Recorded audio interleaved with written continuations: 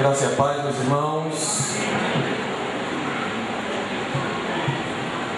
Hoje nós estamos comemorando o dia da Bíblia. Todo o culto dos cânticos, tudo foi voltado para as Escrituras. Não seria diferente também a nossa mensagem nesta noite. Nós gostaríamos de compartilhar uma mensagem cujo tema é a palavra do Senhor, a Bíblia Sagrada.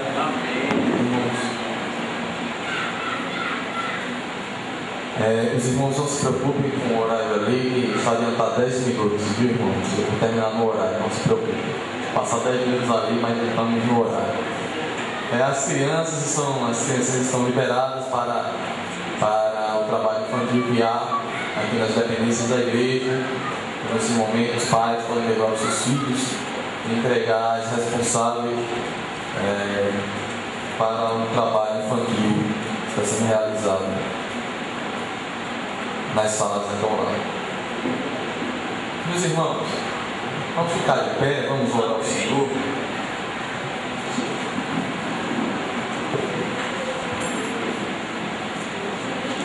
Apresentar nossas vidas diante do Senhor. Deus bendito, nós estamos aqui, Senhor, reunidos como igreja do Senhor, por meio de Jesus Cristo, teu Filho amado. Ó Deus, nós te bendizemos nesta noite, Pai, pela tua revelação a nós, porque o Senhor se deu a conhecer a nós por meio da tua santa palavra. Ó Deus, obrigado porque temos acesso a ela. Obrigado, Senhor, porque ela penetrou em nossos corações e o teu Espírito a aplicou em nós.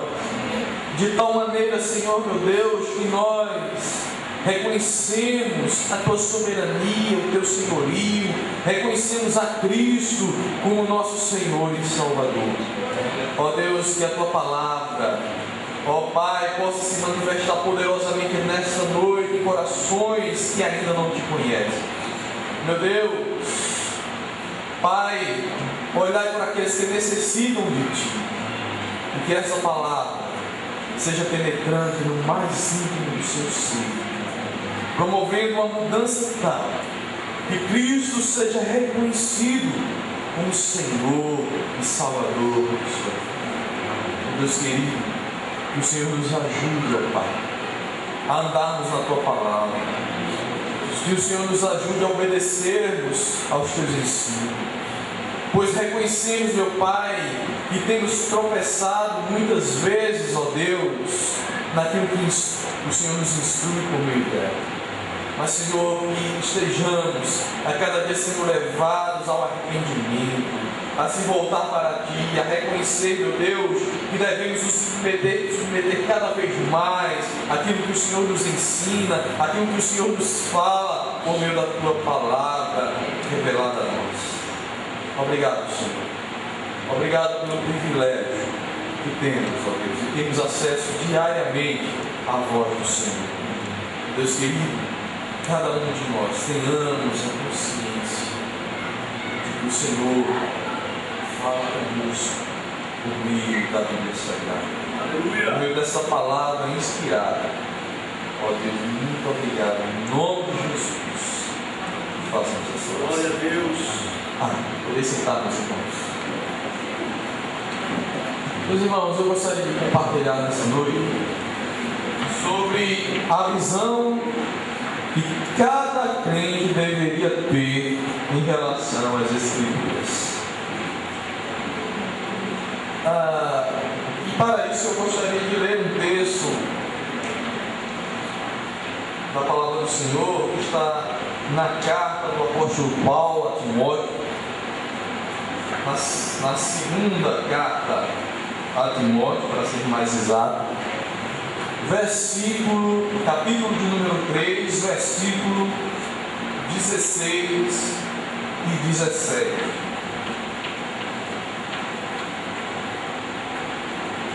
Preste atenção no que está escrito aqui nesse texto.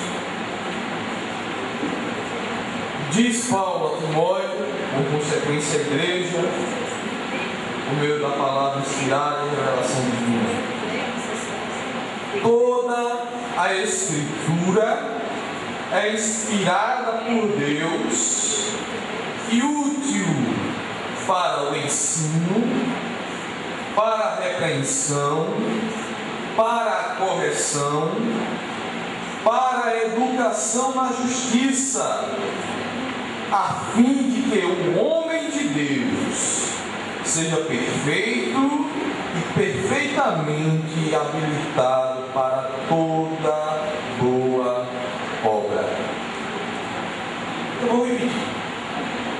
Toda a Escritura é inspirada por Deus e útil para o ensino, para a repreensão, para a correção, para a educação na justiça, a fim de que o homem de Deus seja perfeito e perfeitamente habilitado para toda boa obra.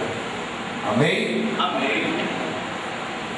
Meus irmãos, outro dia vendo um vídeo de um sacerdote católico, ele, para se defender da idolatria, acusava os evangélicos de idolatrar a Bíblia Sagrada. E essa concepção, uma concepção na verdade tola, que não se sustenta, é porque ele não compreende ou não compreendeu o que significa as Escrituras para o crente. Os evangélicos, eles não reverenciam essas folhas de papel, ou, falando dos autógrafos, os papiros ou os pergaminhos. Não reverenciam as letras em si, a tinta que foi colocada nesse papel, mas reverenciam, quando se fala das Escrituras, o Deus que se revela nelas. Pois entendemos que a Bíblia Sagrada é inspirada, ou seja, Deus se revela ou fala por meio das Escrituras. Então não está aqui uma devoção a simplesmente a um livro composto de determinada matéria, mas a nossa devoção é a voz de Deus, é o próprio Deus que se revela através dessas palavras. É isso que o sacerdote ele não compreendeu. Nós não fazemos oração à Bíblia, nós não pedimos proteção à Bíblia, nós não pedimos, ou pelo menos o crente mais instruído, não aquele supersticioso, não pede, ou não abre, ou não tem um texto que traga de proteção ou alguma coisa a mais. Existem alguns irmãos aí com falta de entendimento, que acha que abrir a Bíblia em determinado texto, deixar aberto em sua casa, vai trazer alguma proteção, vai trazer alguma bênção, enfim. Isso daí é crendice bobo, irmãos. Isso sim, é um erro que pode ser apontado pelo sacerdote. Mas esse não é o caso da igreja protestante. Essa não é a visão dos protestantes históricos, nem a posição da igreja evangélica. Nós entendemos a Bíblia como revelação, a revelação de Deus que se revela por meio da palavra. Se comunica ao homem por meio da palavra. Nós não reverenciamos os escritores que nela registraram, mas reverenciamos Deus que usou os escritores para por meio dela nos falar. Meus irmãos,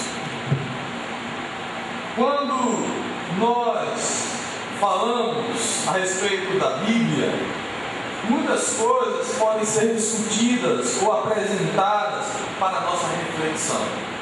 Eu não quero aqui entrar em detalhes sobre os autógrafos e sobre as traduções ou coisas similares. Nós queremos nos deter em um assunto ou assunto mais importante para a igreja em geral. Não que esses assuntos não sejam importantes, mas não vem ao caso para a igreja discutir isso, deixa para a academia, para a teologia e os teólogos. Mas gostaríamos de trazer para cada um de nós nessa noite uma reflexão do que significa este livro para nós, ou qual a visão que deveríamos ter deste livro, ou das palavras que estão contidas neste livro, a nossa relação para com o que aqui está escrito. A Bíblia ela tem sido bombardeada nesses últimos séculos, principalmente em décadas mais recentes. Ela tem sido alvo da teologia liberal e também da chamada falsa ciência. Falsa ciência porque a verdadeira ciência não está preocupada nessas questões de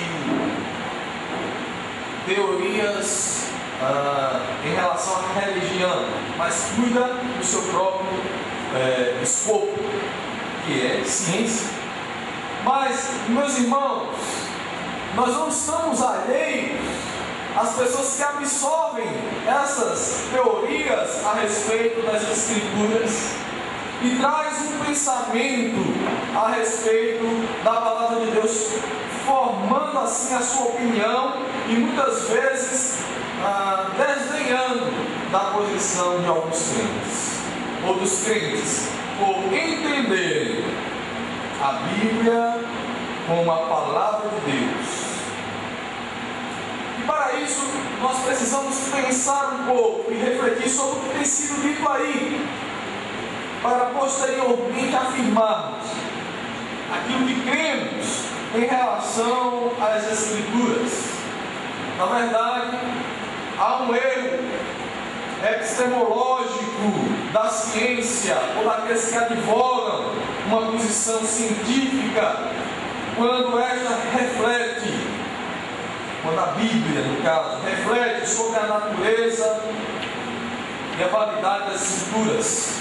Quando essa ciência ela vai refletir exatamente sobre se a Bíblia é válida ou não, se contém erros ou não, se tem validade de fato, se passa pelo escopo científico. Na verdade,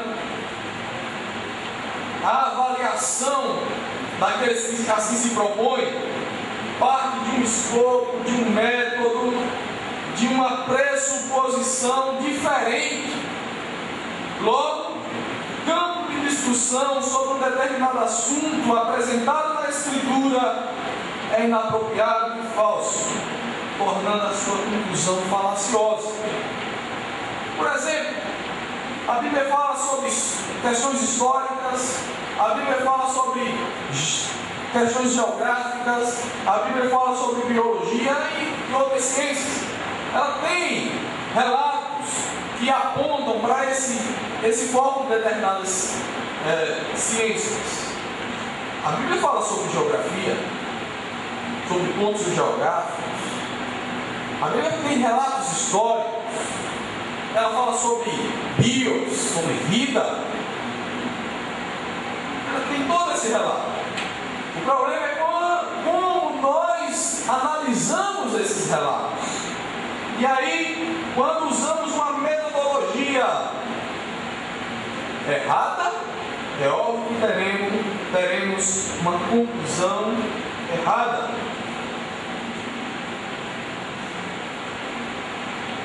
Antes que alguém pense que estamos negando a expiação plenária das Escrituras, que é o que iremos tratar mais à frente, na verdade o que estamos advogando aqui é que as revelações sobre biologia, história, geografia e qualquer outra ciência que a Bíblia apresenta não são conforme a visão moderna dessas ciências.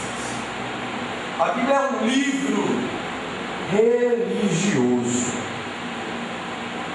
e não científico. Isto é, ela não foi escrita para a ciência, nem como a ciência interpreta os fatos. Mas todos esses variados assuntos que encontramos nas Escrituras têm o religioso como pano de fundo. Portanto, é falha as críticas da visão cientificista moderna em relação aos relatos bíblicos, da criação, da história, da geografia ou qualquer outro ponto de vista bíblico. Por exemplo, para que os irmãos entendam na prática o que eu quero dizer aqui, quando a Bíblia fala lá em Josué que o sol parou, o escritor não está ensinando sobre astrologia, ou mais especificamente sobre astrofísica. Não é essa a intenção e a mentalidade do escritor, ensinar sobre astrofísica.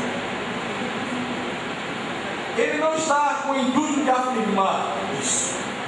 Na verdade, meus irmãos, ele não está querendo afirmar que o Sol gira em torno da Terra. Longe passa essa mentalidade do autor. E a ciência astrofísica não pode pegar esse texto e analisá-lo como uma posição científica, pois não é. Não é essa visão, nem uma visão similar que tem o autor quando ele fala isso. Na verdade, o que ele está registrando é a intervenção poderosa e sobrenatural de Deus sobre a natureza, em favor do seu povo que está ali guerreando. É essa a relação. De tal forma que o seu relato é empírico. O seu relato é de acordo com como ele vê as coisas. É do ponto de vista do escritor. Em outras palavras, do ponto de vista daquele que está relatando o episódio, o sol não continuou o seu curso normal. Em outras palavras, o dia se prolongou. É um relato do que aconteceu por uma intervenção divina.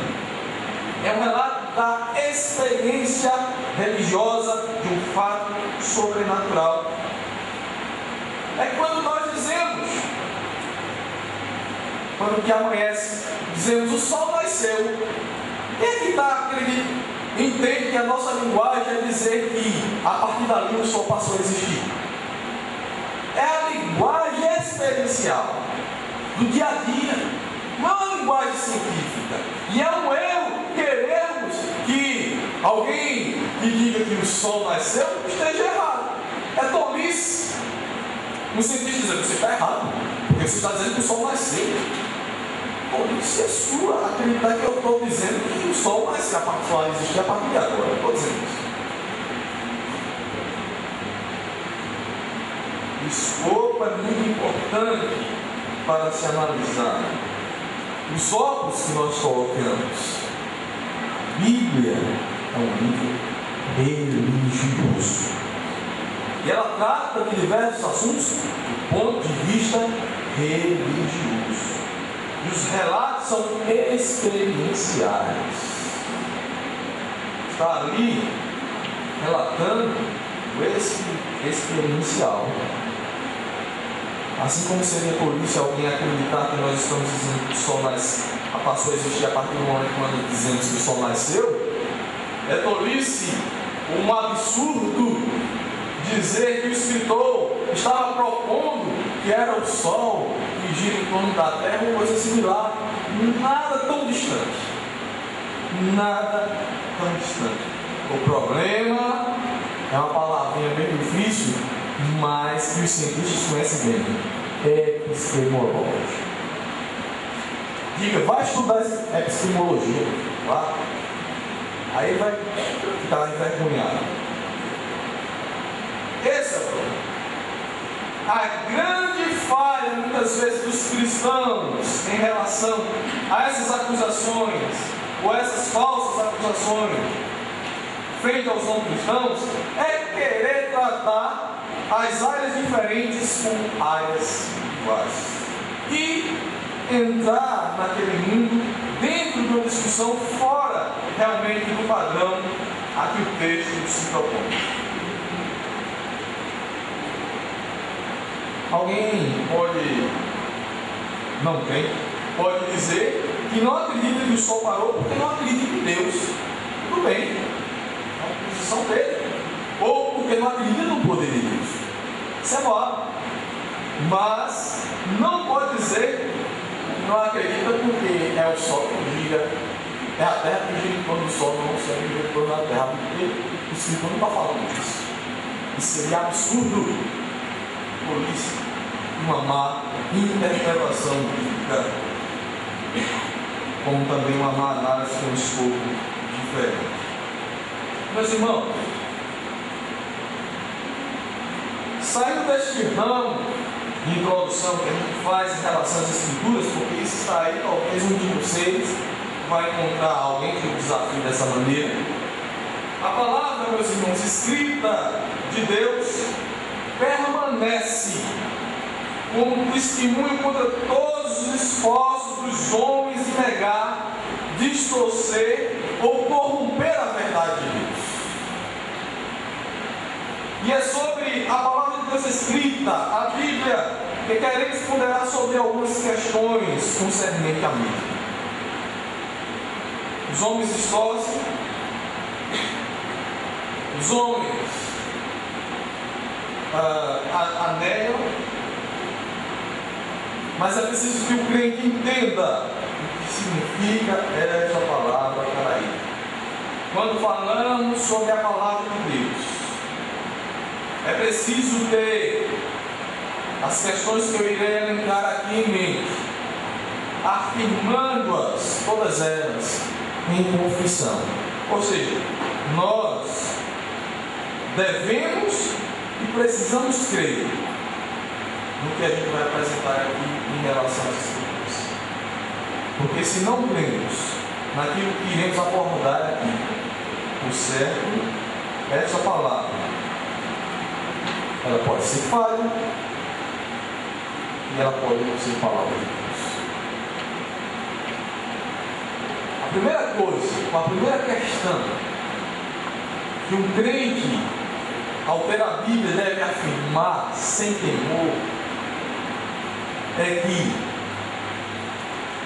a Bíblia, ela é uma.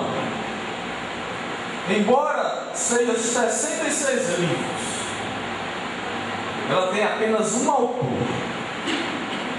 Tem diversas escrituras, mas um autor, Deus. Nós não nos associamos o Antigo e o Novo Testamento. A palavra de Gênesis a Apocalipse foi inspirada, nasceu em Deus. E é preciso que a gente entenda isso, que a Bíblia é uma. E se nós entendermos isso é muito importante, porque se nós entendermos que a Bíblia é uma, sendo ela uma, ela não pode contradizer-se ou divergir entre si. Não pense como alguns pintam por aí, que existem dois deuses, um do Antigo Testamento e outro do Novo Testamento. Olha, o Deus do Antigo Testamento, ele é muito rigoroso, ele é assim, ele é assado. Olha, o Novo Testamento já é uma coisa mais. Será mesmo? Poderia ler dezenas de textos do Novo Testamento e você vai ver um Deus que julga com um juízo severo.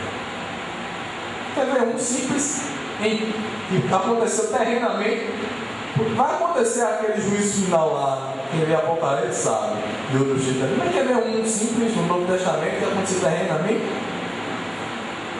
Ananias e Safira. Atos dos Apóstolos, capítulo 5. Não existe aos homens, mas a Deus. Pá.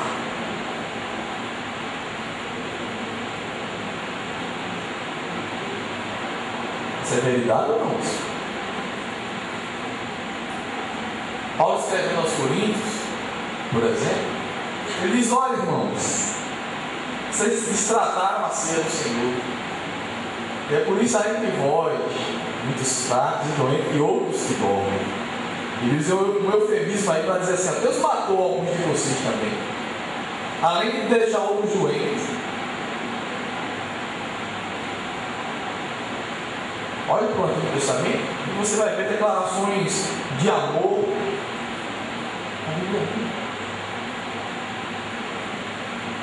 O princípio de amor do Novo Testamento é o mesmo que está lá em Levítico. Quem lê Levítico sabe. É o mesmo.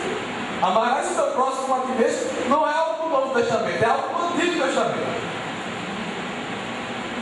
As pessoas às vezes não entendem isso. Não compreendem. A Bíblia é una.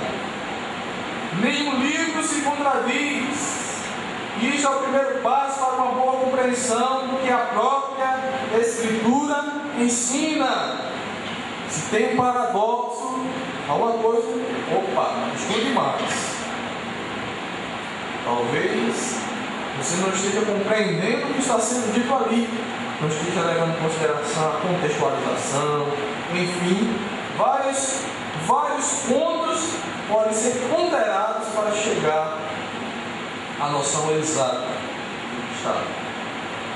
A noção, meus irmãos, de que o Antigo Testamento não é autoritativo para os cristãos, do Novo Testamento, é um erro grande.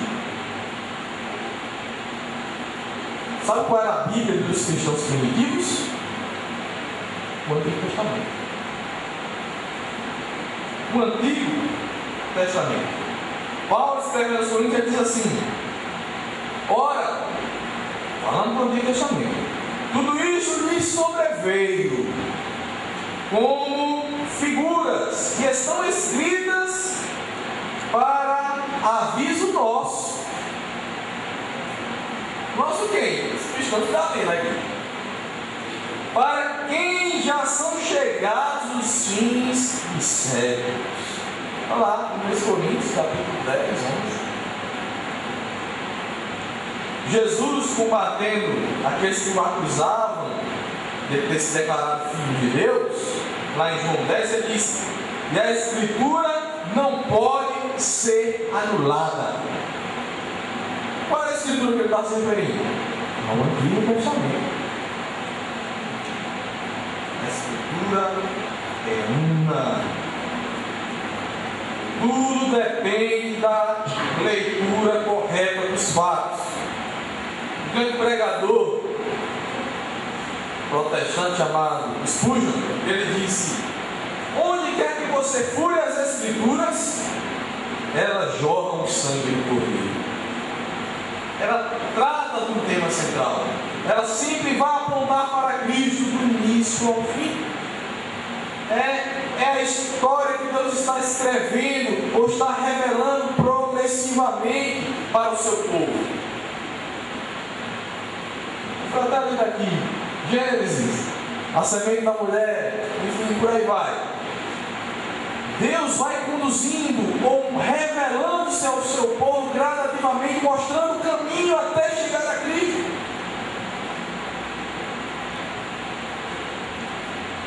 Um outro escritor chamado Ronald Hunt, ele diz: encontrar Cristo em cada passagem deve ser o nosso objetivo, e ao fazê-lo, descobriremos com certeza que a Escritura fala com apenas uma voz.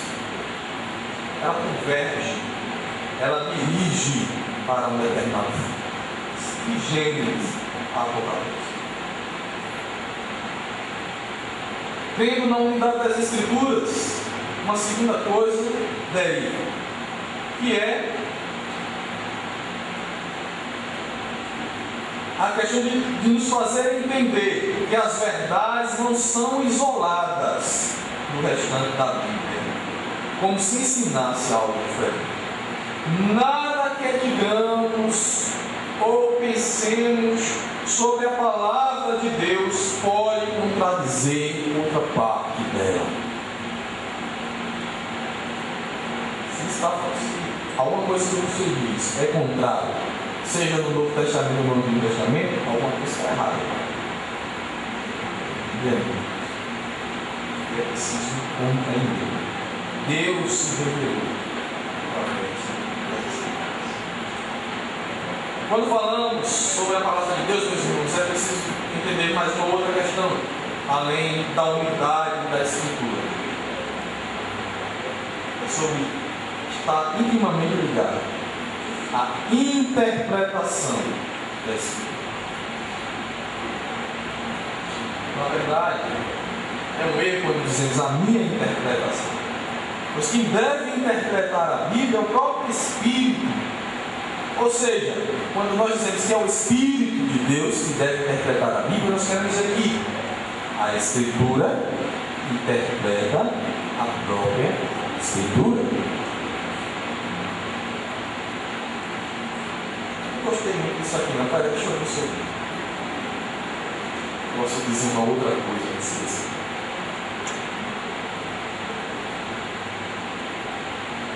E aí a gente cria uma certa interpretação para não se adequar àquilo ali. A Escritura interpreta a própria Escritura. Pedro escreve algo a respeito da revelação, mas que, em consequência de aplicação, pode ser aplicado em relação à interpretação. Pedro diz: antes de mais nada, saibam que nenhuma profecia, palavra de Deus, nenhuma profecia da Escritura provém de interpretação pessoal. Ele está falando da revelação, não da interpretação em consequência. Pois jamais a profecia teve origem na vontade humana, mas homens falaram da parte de Deus, impelidos pelo Espírito Santo. Logo, ninguém tem o direito de colocar uma interpretação pessoal dos textos. Todos os textos devem ser analisados pela própria Bíblia. A nossa compreensão dos textos deve ser submetida à própria Escritura. A reforma protestante tinha como princípio que a Escritura é auto-interpretativa. Foi assim que viram os reformas congregacionais dos nossos pais de origem. Nós somos oriundos da reforma protestante. E eles entendiam dessa forma. A minha interpretação não significa nada se ela não é conforme a que o Espírito nos revelou.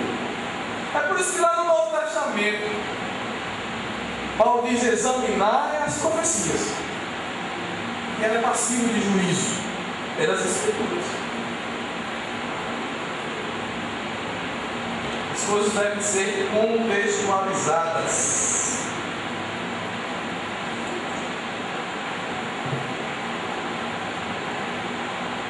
O Espírito Santo interpreta a Escritura, mas não de uma forma mística, não revelando misteriosamente ou secretamente o significado da Escritura para nós mediante algumas revelações privadas.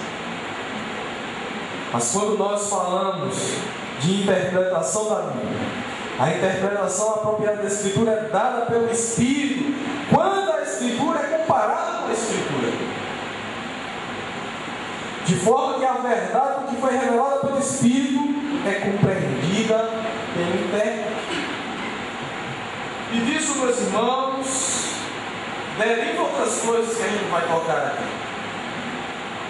Os significados da própria sintaxe, da própria língua que Deus escolheu para se comunicar ao homem, de cada palavra que foi escolhida por Deus para falar ao homem.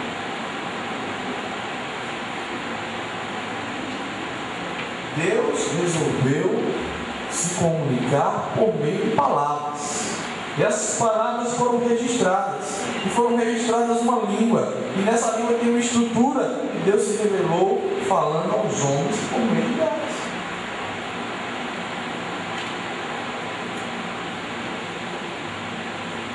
Se os irmãos lembrarem de um fato em que os apóstolos pregavam,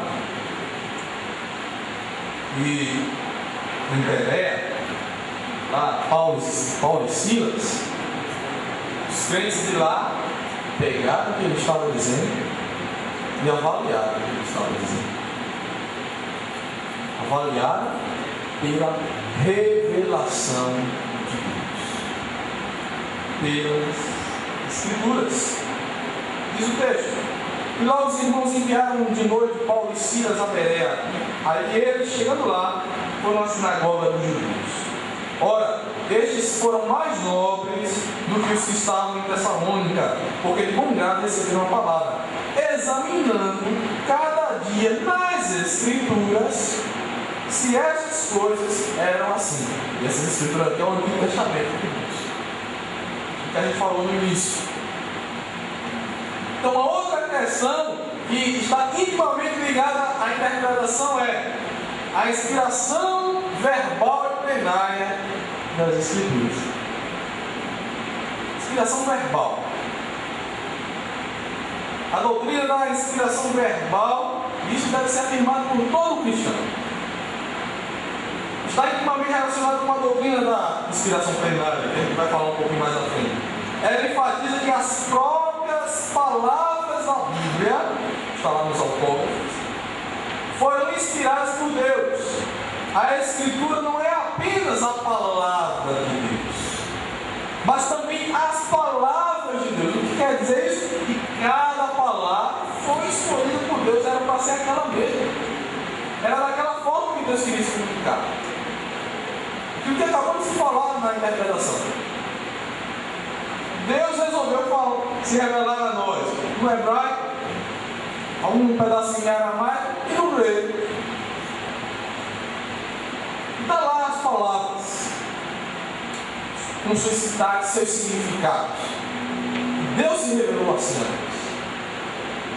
Deus se revelou, e a inspiração verbal é entender que cada palavra foi escolhida por Deus para se comunicar a nós. Então, não pode simplesmente isso aqui é para mim, isso aqui eu acho que não é bem assim. Acho que isso aqui, será que é isso mesmo? O que Deus disse?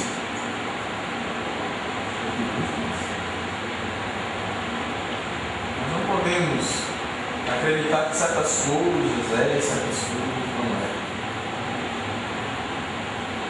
Inspiração verbal. Cada palavra foi escolhida. A Escritura não é apenas, como falei, a palavra de Deus, mas as palavras de Deus. Você pode até ouvir por aí alguém dizendo que as Escrituras é inspirada em seus ensinos e doutrinas, mas não em suas palavras e detalhes. Mas isso é um contrassenso, pois se as palavras não são inspiradas, como acreditar que o ensino que por elas compreende isso? Se as palavras não são inspiradas, como o que ela ensina é? É difícil, né? É difícil. Ela está comunicando algo. O que ela comunica é verdade, mas o que é dito através dela não é tão verdade. Isso é um contrassenso. É muito importante, meus irmãos, nós entendermos isso, para acreditarmos, darmos crédito, darmos valor àquilo que temos em nossas mãos. A palavra. Veja o que a Escritura diz a esse respeito. As palavras do Senhor são puras, são como prata purificada no forno, 7 vezes refinada. Está lá no Salmo 12. Provérbios diz: cada palavra de Deus é comprovadamente pura. Ele é um escudo para quem nele se refugia. Nada acrescente às palavras dele. Do contrário, ele o repreenderá e mostrará que você é mentiroso. No Apocalipse nós encontramos: declaro a todos que ouvem as palavras da profecia deste livro, se alguém lhe acrescentar algo, Deus lhe acrescentará as pragas descritas nesse livro. Se alguém tirar alguma palavra deste livro de profecia, Deus tirará dele a sua parte na árvore da vida e na cidade santa, que são descritas nesse livro. Veja, se alguém tirar o quê? Alguma palavra. Cada palavra expressa a voz de Deus. Veja, através desse texto, como Deus quer que levemos a sério cada uma de suas palavras. E se toda a Bíblia é a palavra de Deus, nenhuma palavra que nos é dito é desprezível. Outra questão ligada a isso é a inspiração plenária. E o que significa isso? Plenário e pleno. Falamos de inspiração plenária, portanto, a enfatizar o fato que a Escritura é plenamente inspirada, do início ao fim. Inspiração plenária significa que todos os livros das Escrituras são inspirados por Deus. Não há nenhum deles que tenha qualquer autor dando necessidade menor que outro. São iguais porque é a palavra de Deus. É por isso que quando a gente lê assim, quando Paulo diz assim, Paulo eu não Senhor, a gente não enxerga aquilo como Paulo, exclusivamente falando. Continua sendo palavra de Deus. Está instruindo a igreja pelo poder do Espírito de Deus. Inspiração plenária significa que a Escritura é inspirada nos diferentes tipos de literatura que apresenta, seja histórica, poética, as cartas, as profecias, tudo foi dado por inspiração. Texto de Timóteo: toda a Escritura é inspirada por Deus.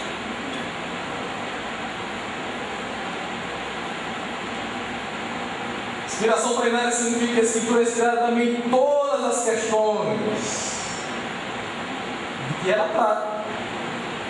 Daquilo que falamos no início, resolvendo a questão do ponto de vista, que ela afirma sobre criação, história, geografia, é verdade, dentro do ponto de vista religioso, como a gente falou no início. Ou seja, deve ser compreendido no seu devido contexto.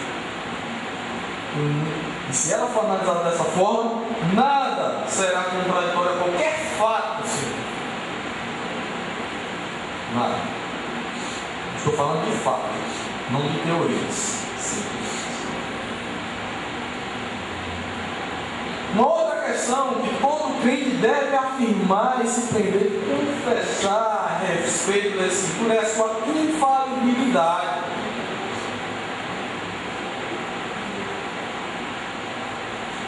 Ou seja, qualidade de não poder errar ou enganar-se, que não falha, está intimamente ligada à inerrância. Mas há quem afirme um e não afirme outro. Porque a Escritura é a palavra de Deus, ela é perfeita também. Encontrar erro na Escritura é encontrar erro em Deus. Receber a Escritura como algo menos que infalível é negar a imutabilidade e soberania de Deus. Nós vemos um texto aqui, eu citei um texto de João 10, que Jesus fala a esse respeito. Ele diz que a Escritura não pode ser anulada. Nós precisamos de Escrituras infalíveis. E o último ponto, última questão, que é uma questão bem prática na vida de todos nós: a suficiência das Escrituras. Na Escritura temos tudo o que precisamos para a fé e vida. A gente costuma dizer como protestante que as Escrituras é o quê? A nossa regra de fé e prática. Mas caímos no erro de ficar um discurso vazio.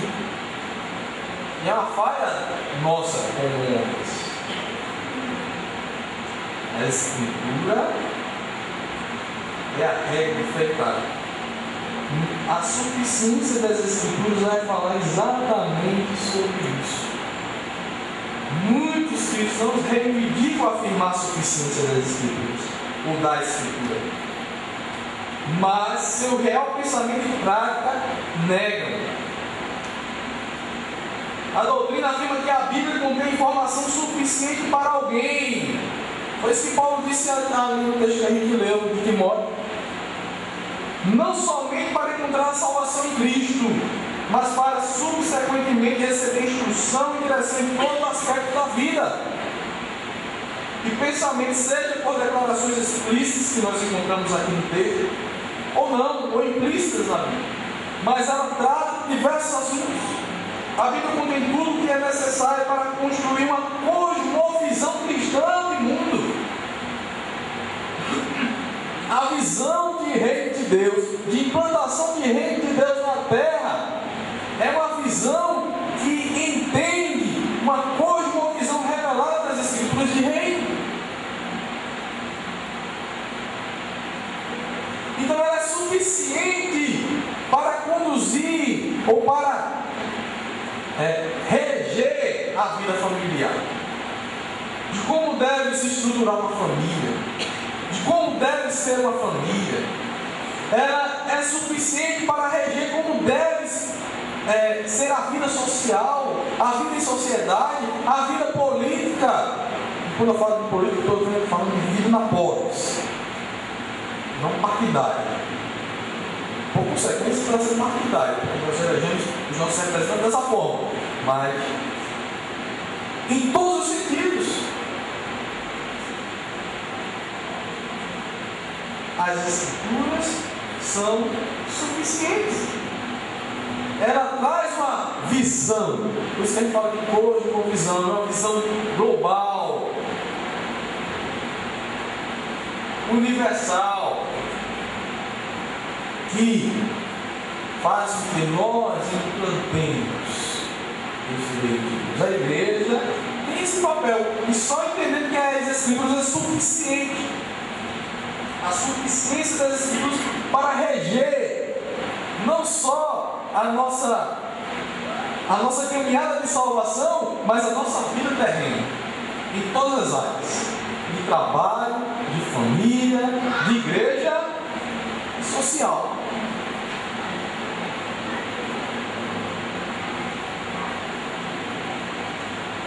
A Bíblia fala sobre como governar. A Bíblia fala sobre como punir malfeitores. Ele fala sobre tudo que é necessário. É suficiente. Ela não fala de todos os assuntos, mas tem a direção geral para todas as posições cristãs em todos os assuntos. Ela forma uma visão que chamamos de cosmovisão cristã. O cristão não pensa como o não crente pensa, porque o não crente forma a sua visão a partir de uma visão não cristã. Ele pode se espelhar no filósofo, ele pode se espelhar na experiência de mundo, ele pode se espelhar em qualquer outra coisa, ele pode absorver qualquer outro ensinamento, ele pode se espelhar no humanismo.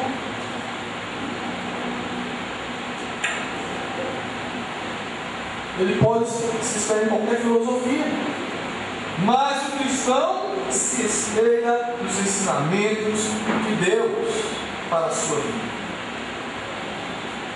Então a Bíblia ela contém tudo que é necessário para construir uma cosmovisão cristã compreensiva que nos capacite a ter uma verdadeira visão da realidade. A Escritura nos transmite não somente a vontade de Deus em assuntos de fé e conduta cristã, mas, ao se aplicar preceitos bíblicos, podemos também conhecer a sua vontade em nossas decisões específicas e pessoais. Tudo o que precisamos saber como cristãos é encontrado na Bíblia, seja no âmbito familiar, no trabalho, na igreja, na pessoa.